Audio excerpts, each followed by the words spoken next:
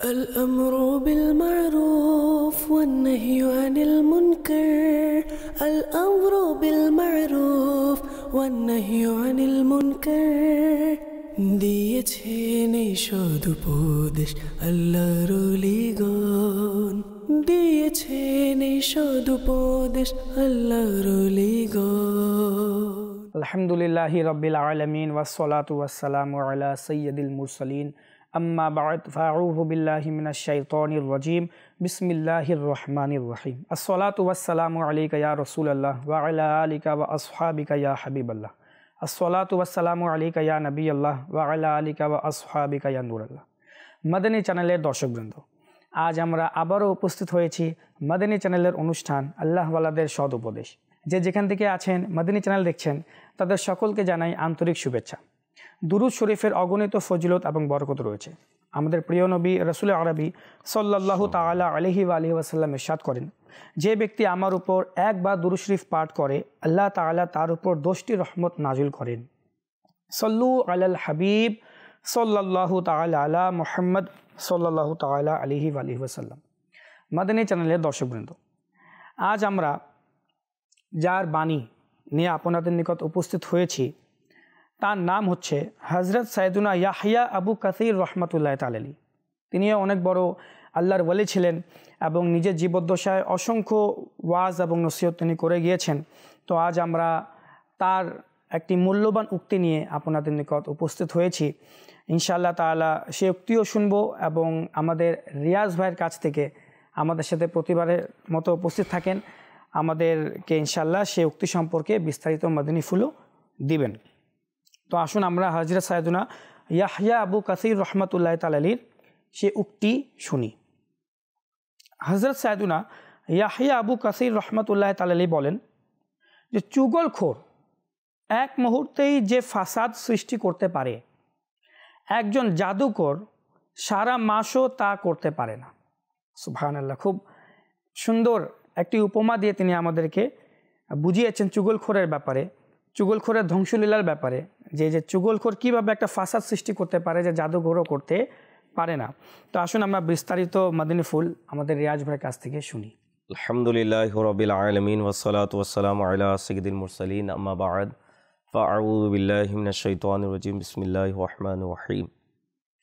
যে উক্তি আপনি বলেছেন এই উক্তিতে চুগলখোর কত নিকৃষ্ট একটি কাজ যার মাধ্যমে বড় থেকে বড় কিন্তু ফ্যাসাদ সৃষ্টি হয়। জি, আর যা বলা হয়েছে না, যে উপমা দিয়ে বুঝিয়েছেন যে একজন জাদুকর সেভাবে আপনার ফ্যাসাদ সৃষ্টি করতে পারে না যা একজন চুগলখোর করতে পারে। আল্লাহ তাআলা এর থেকে বাঁচার তৌফিক দান করুন। আমিন আমিন। এর সংজ্ঞা কি আগে বুঝতে হবে। চুগলখোর তো যে চুগলি করে তাকে চুগলখোর বলা হয়।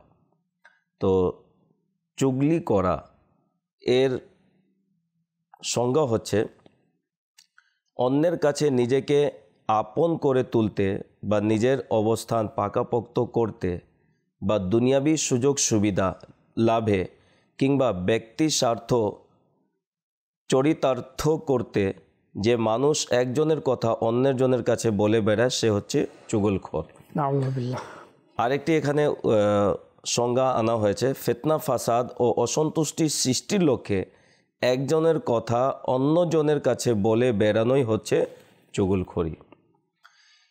ইসলাম এই বিষয়ে যে দিক নির্দেশনা দিয়েছে এবং সেটি অর্থাৎ চুগলখড়িকে হারাম করা হয়েছে।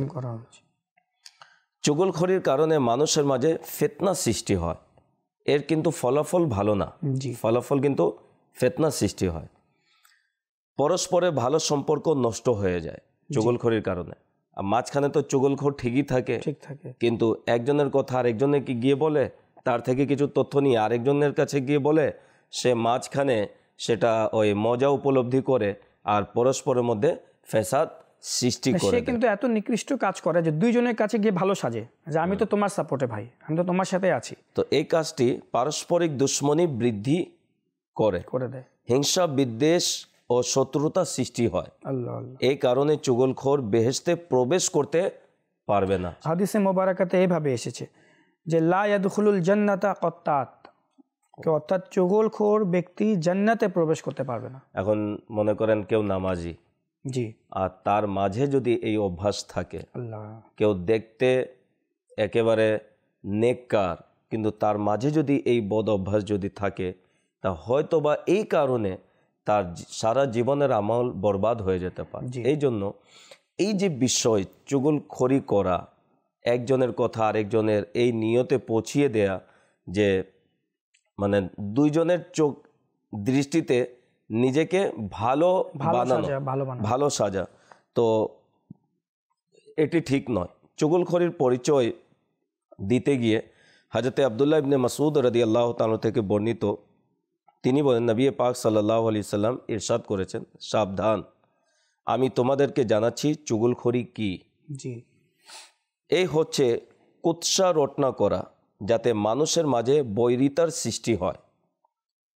তিনি আরও বলেছেন, কোনো ব্যক্তি সত্য কথা বলতে বলতে সত্যবাদী হিসেবে লিপিবদ্ধ হয়, সত্য কথা বলতে থাকে, সত্যবাদী লিখে দেওয়া হয়। আবার কেউ মিথ্যা বলতে বলতে মিথ্যাবাদী হিসেবে লিপিবদ্ধ হয়।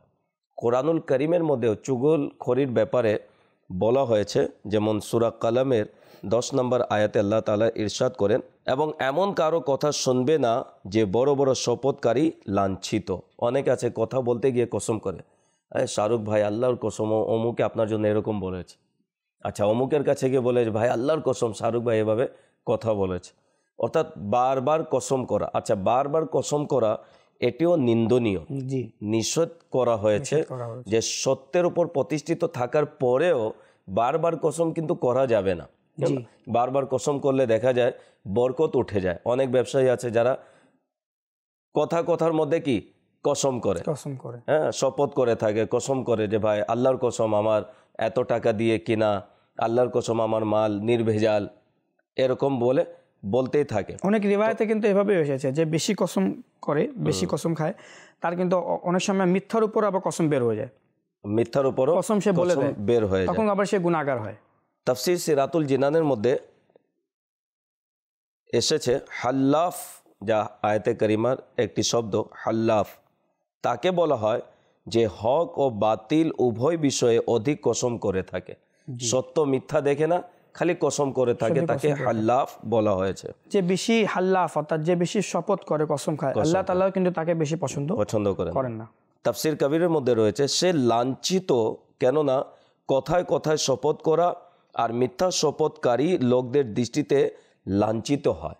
যে বারবার কথার মধ্যে শপথ করে, এক সময় দেখা যায় তার প্রভাব কিন্তু কমে যায়, মানুষও বুঝে পেলে ভাই এই বারবার কথার মধ্যে কসম করে, মিথ্যা শপথ। হ্যাঁ, এই সত্যের উপরও যদি কসম করে না, তাহলে ওই বেশি করার কারণে লোকদের এখানে তার ব্যাপারে সন্দেহ সৃষ্টি হয়ে যায়, সন্দেহ জেগে ওঠে যে এই মনে হয় মিথ্যেই বলতেছে, এত কসম করে যে সত্যের কথার উপরও এখন যদি কসম করে মানুষ সেটি মানতে রাজি হয় না।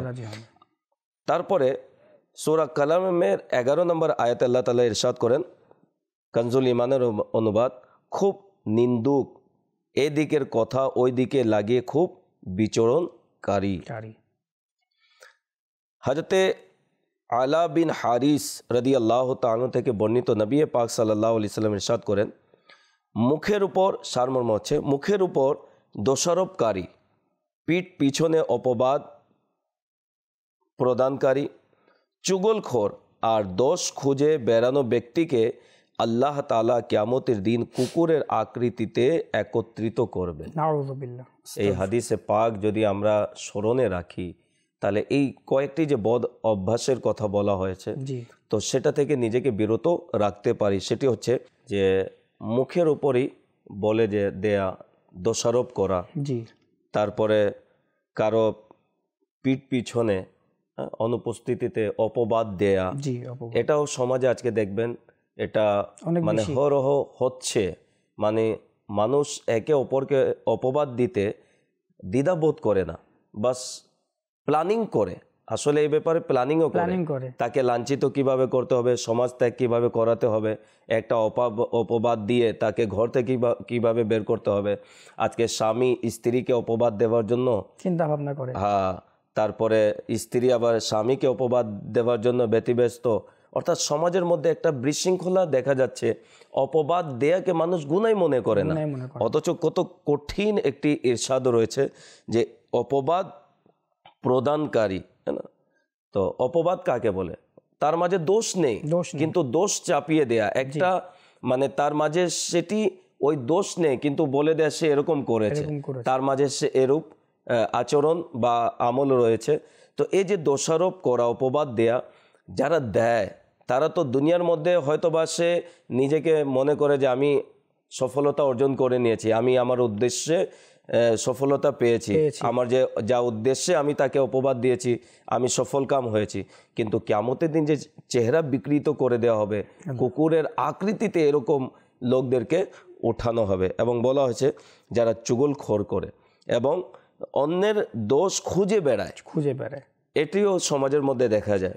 তো এই যে সকল বিষয়, এই বিষয় থেকে আমাদেরকে বাঁচা উচিত। বিশেষ করে আজকে যে উক্তির মধ্যে চুগলখড়ি করা, এটি কিন্তু লোকজন অনেকে বুঝে না। দেখা যায় যে হরও মানুষ এরকম করতে থাকে, একজনের কথা আরেকজনকে, আরেকজনের কথা আরেকজনকে, আচ্ছা বলার ক্ষেত্রে আবার বাড়িয়েও বলে। যখন দেখে যে ভাই একজনের কাছে গেলাম অপরজনের সম্পর্কে জানার জন্য, তো দেখা যায় সে কোনো মন্তব্য করেনি, নর্মালি কথা বলেছে, কিন্তু গিয়ে আবার আরেকটা লাগিয়ে তাকে উত্তেজিত করে সে আবার যখন বলে এটা গিয়ে তাকে পৌঁছে দেয়। দেখেন আপনি কত সুন্দর তার ব্যাপারে ধারণা রেখেছেন, অথচ সে তো আপনার ব্যাপারে এই কথা বলল। অথচ চুগলখোর কিন্তু একদিক থেকে আমানতের খেয়ানত করছে। এক পাশে যখন মানুষ তাকে কিছু বলছে, সে বিশ্বাস করে তাকে বলছে, তো সে উল্টা আরেকজন মানুষকে গিয়ে আবার এই কথা লাগিয়ে দিচ্ছে যে তোমার ব্যাপারে এই কথা বলেছে। চুগলখড়ি করার সাথে সাথে আমানতের খেয়ানত করলো। আর যে বাড়িয়ে বলছে, বাড়িয়ে বলার মধ্যে তার থেকে আবার মিথ্যাও বলা হচ্ছে, সে মিথ্যাও হচ্ছে এবং অপবাদও দিচ্ছে না, সে বলে না কিন্তু বলছে যে সে বলেছে। কত প্রকারের গুনাহ তার থেকে সংগঠিত দ্বার খুলে যাচ্ছে। হাদিস শরীফের মধ্যে বর্ণিত আছে কিয়ামতের দিন সবচেয়ে খারাপ লোকদের দলভুক্ত হিসেবে ওই ব্যক্তিকে দেখতে পাবে যে ছিল দুমুখ, যে একজনের কাছে এক কথা, আরেকজনের কাছে আরেক কথা নিয়ে হাজির হতো। মুসলিম শরীফের হাদিস যে তারা দুই মুখ হবে, যারা একজনের কাছে এক কথা নিয়ে আরেকজনের কাছে আরেকটি কথা নিয়ে হাজির হতো, অর্থাৎ চুগলখড়ি করত। এর পরিণাম কিন্তু অনেক কঠিন। এক হাদিসে মুবারাকের মধ্যে এসেছে যা আমাদের প্রিয় নবী সাল্লাল্লাহু তাআলা আলাইহি ওয়া সাল্লাম একদা মদিনার একটি খেজুর বাগান দিয়ে যাচ্ছিলেন, তথায় তিনি দুইজন লোকের আহাজারি শুনতে পেলেন কবর থেকে। আল্লাহু আকবার। তখন তাদের কবরে শাস্তি দেওয়া হচ্ছিল। তো প্রিয় নবী সাল্লাল্লাহু তাআলা আলাইহি ওয়া সাল্লাম তখন ইরশাদ করলেন, ইন্নাহুমা লা ইউআযাবান ওয়া মা ইউআযাবানি ফি কাবীরিন ইম্মা আহাদুহুমা ফাকানা লা ইস্তাতিরু মিনাল বাউল ওয়া ইম্মাল আখারু ফাকানা ইয়ামশি বিন নামিমাতি। অর্থাৎ প্রিয় নবী সাল্লাল্লাহু আলাইহি ওয়াসাল্লাম ইরশাদ করলেন যে এই দুইজনের কবরের মধ্যে আযাব চলছে, আর এই দুইজনের কবরে আযাব কোনো কবিরা গুনাহের কারণে হচ্ছে না। ইম্মা আহাদুহুমা ফাকানা লা ইস্তাতিরু মিনাল বাউল, এদের মধ্যে থেকে একজন প্রসাবের ফোঁটা থেকে বাঁচত না, নিজেকে হেফাজত করতো না। ওয়া ইম্মাল আখারু ফাকানা ইয়ামশি বিন নামিমাতি, এবং অপরজন একে অপরের চুগলখড়ি করে চলাফেরা করত। একজনের কথা দুইটি আপনার কারণে আযাব হচ্ছিল। প্রসাবের আপনার ছিটা থেকে না বাঁচার কারণে। আজকে এই বিষয়টিও যারা মাদানী চ্যানেলের এই অনুষ্ঠান দেখছেন, বিশেষ করে যুবক সমাজ যারা, দেখা যায় যে তারা ইস্তিনজা থেকে পবিত্রতা অর্জন করার মাসাইল জানে না, সঠিক পদ্ধতিও জানে না। এবং দেখা যায় যখন আমরা নেকির দাওয়াতে বের হয়, এরকম যখন বলা হয় যে ভাই মসজিদে চলেন, তো অধিকাংশের মুখ থেকে এটাই বের হয় ভাই আমি পবিত্র না। কেন? তো আমি প্রসাবের পানি নেইনি। তো এই যে বিষয় যে নবী পাক সাল্লাল্লাহু আলাইহি ওয়াসাল্লাম আসলে রাহমাতুল্লিল আলামিন, দেখেন আমাদেরকে সাবধান করে দিচ্ছেন। আচ্ছা, হুজুর সাল্লাল্লাহু আলাইহি ওয়াসাল্লামের ক্ষমতাও দেখুন, যে কবরের উপরে রয়েছেন, কবরের ভিতরে আযাব হচ্ছে সেটিও অবলোকন করলেন। আচ্ছা, কি কারণে হচ্ছে সেটিও বলে দিলেন।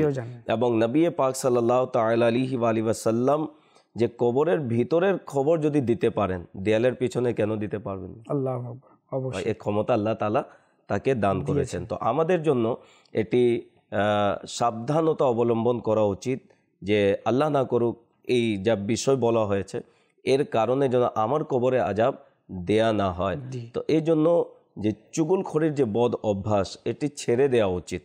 আচ্ছা, চুগলখড়ি তো বদ অভ্যাস, তার বদ অভ্যাস আছে চুগলখড়ি করা, কিন্তু আমার কাছে আসলো চুগলখড় কারো কথা নিয়ে, আমার করণীয় কি?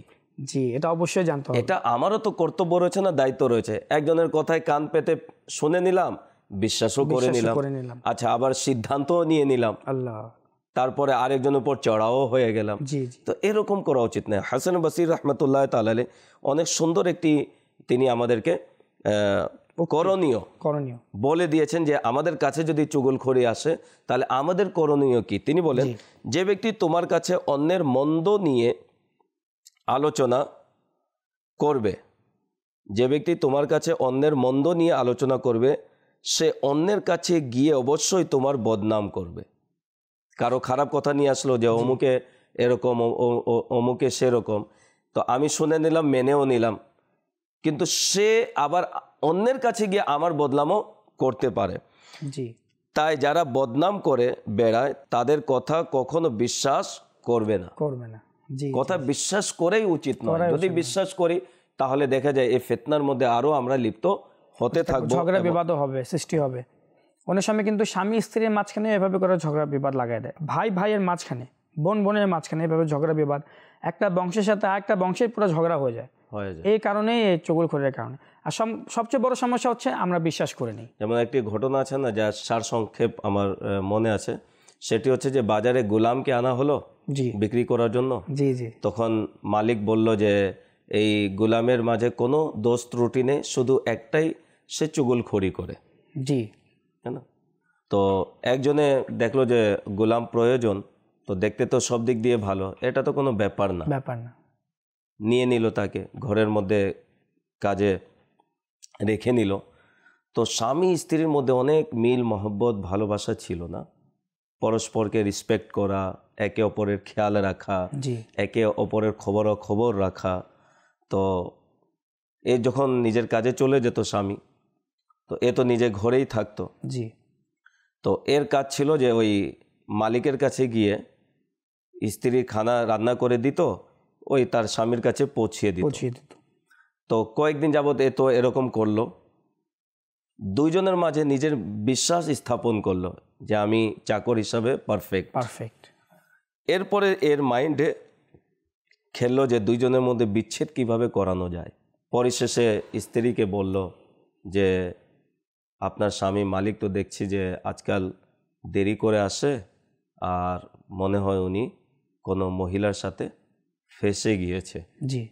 এখন এই শুনে উত্তেজিত, আর স্বামী অফিসের কারণে কি দেরি করে আসে। এখন দেরি করে আসলে সে কথা বলে না, হ্যাঁ, কোনো জিজ্ঞাসাও করে না, কথাও বলে না, মানে তার ভঙ্গিটা একেবারে চেঞ্জ হয়ে গেল। স্বামীও ঘরে এসে দেখে যে এরকম কেন, সেও চিন্তায় পড়ে গেল। যাই কোনো কিছু বলে না, অফিসে চলে গেলে। এই যখন খানা নিয়ে তার অফিসে গেল, বলল যে আপনার স্ত্রী অন্য পুরুষের সঙ্গে তার প্রেম সম্পর্ক হয়ে গিয়েছে, বিদায় প্রথমে আপনি অফিস থেকে যখন বাসায় যেতেন কত আপনার আদর যত্ন করত, সেবা করত, এখন তো সে আপনার সাথে কথাই বলে না। সেও বিশ্বাস স্থাপন করলো, আসলেই তো এটা আমি তো ঘরে, এখন তো ঘরে চাকর রেখেছি, এ তো দেখেছে বিদায় বলতেছে। এখন দুইজনের মধ্যে কি এই একটা বিবাদ সৃষ্টি করে দিল চুগলখড়ির মাধ্যমে। পরিশেষে সে যখন ঘরে আসে দেখে যে স্ত্রীর আচরণ ভালো না, স্ত্রী দেখে যে স্বামীর আচরণ ভালো না, শেষ পর্যন্ত এই দুইজনের মধ্যে মনোমালিন্য শুরু হলো। তখন সে স্ত্রীকে বলল যে আমি একজনকে জানি, তার কাছে যদি আপনি যান সে কিছু আমল দিবে, তো হয়তোবা আপনার স্বামী আপনার আয়ত্তে চলে আসবে। তো সে বলল আচ্ছা ঠিক আছে, যেহেতু সে স্বামীকে ভালোবাসতো, যে আমাদের মধ্যে তো ভালোবাসা ছিল, ভালোবাসা আবার সৃষ্টি হয়ে যায়, আবার জন্য সৃষ্টি হয়ে যায়। নিয়ে গেল, তো বলা হয়েছে ইবলিশ আকৃতি ধারণ করে সেখানে এই সকল কাজ করতেছিল। তখন সে বলল যে আমল আছে, কিন্তু তবে কি তোমার স্বামীর দাড়ির কিছু কেটে নিয়ে আসতে হবে, জি, সেটা মাধ্যমে তোমাকে কিছু তাবিজ বানিয়ে দিব, সেটা পরিধান করবে বা সেটা ব্যবহার করবে, সেটি তোমাদের মধ্যে মিল মহব্বত ভালোবাসা হয়ে যাবে। সে এখন বললো কিভাবে? বলে আমি এটা, সে শিখিয়ে দিল যে আমি যেভাবে বলি সেভাবে আপনি করে নেবেন। কিভাবে? রাত্রে যখন আপনার স্বামী ঘুমিয়ে যাবে তো ঘুমের মধ্যে আপনি দাড়িটি কেটে নেবেন। তো দাড়ি বা চুলের কথা উল্লেখ করা হয়েছে। তো সে বলল এটা তো ভালোই পরামর্শ। সে চাকর এখন স্বামীর কাছে গিয়ে বলল, তার স্বামীর কাছে, যে আপনার স্ত্রী যার সাথে সম্পর্ক গড়ে নিয়েছে তারা প্ল্যানিং করেছে হয়তো বা আজকে আপনাকে হত্যা করে ফেলবে। আল্লাহু আকবার। আপনি যখন রাত্রে ঘুমাবেন সাবধানতার সাথে ঘুমাবেন। সে চুগলখোরের কত উচ্চ পর্যায়ে পৌঁছে গিয়েছিল। হ্যাঁ, তো রাতে যখন স্বামী ঘুমালো কিন্তু সে সজাগ হয়ে শুধু চোখ বন্ধ করলো। এদিকে রাত যখন হলো স্ত্রী মনে করলো আমার স্বামী ঘুমিয়ে গিয়েছে, জি, সে অস্ত্র নিয়ে অগ্রসর হলো যখন, তখন যে মাত্র স্বামীর নিকট হলো যে সে দাড়ির কাটবে, জি, তো বাড়ার সাথে সাথে স্বামী তার হাত ধরে ফেললো এবং ধরে ফেলার আর কোনো কিছু জিজ্ঞেস করেনি, ওই অস্ত্র দিয়ে নিজের স্ত্রীকে হত্যা করে বসলো। আল্লাহু আকবার। এখন শ্বশুর বাড়ির যারা লোকজন ছিল তারা যখন জানতে পারলো, তারা আবার কি আদালতে গিয়ে বিচার চাইলো, তখন তাকে অ্যারেস্ট করে নেওয়া হলো এবং শেষ পর্যন্ত তাকে ফাঁসির রায় সাব্যস্ত করে দেওয়া হলো।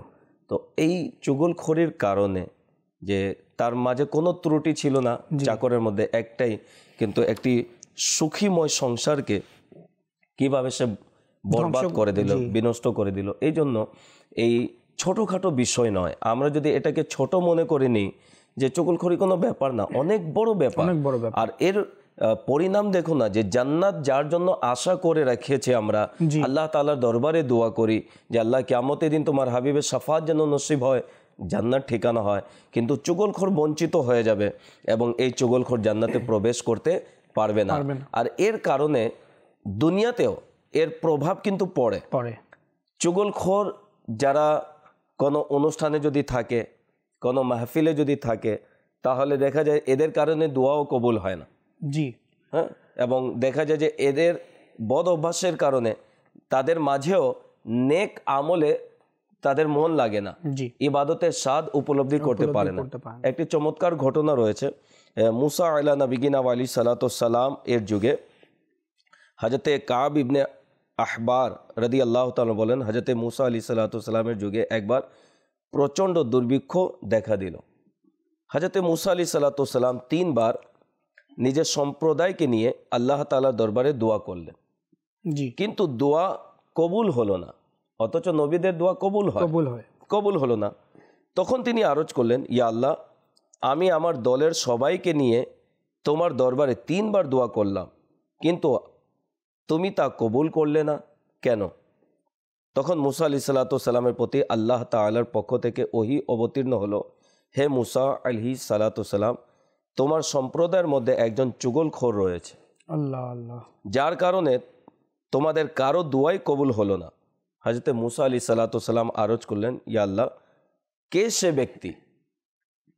আমাকে তার সম্পর্কে বলুন, যাতে করে আমি তাকে শনাক্ত করে এই নিন্দনীয় কাজ থেকে ফেরাতে পারি।